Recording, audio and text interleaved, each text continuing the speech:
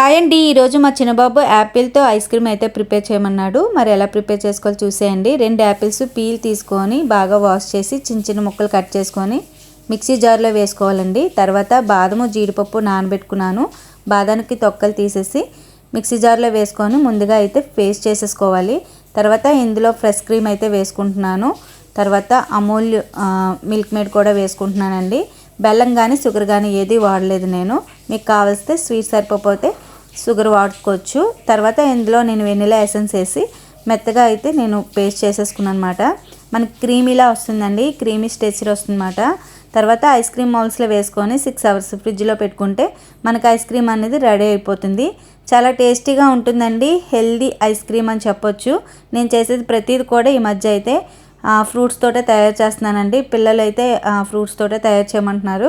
So నేనైతే fruits తోటి ice cream చేసి పిల్లలకి పెడుతున్నాను. ఈ వీడియో నచ్చితే లైక్ చేయండి, అలానే సబ్స్క్రైబ్ చేసుకొని సపోర్ట్ చేయండి. మీరు అందరూ సపోర్ట్ చేస్తారని కోరుకుంటున్నాను. బాయ్ అండి.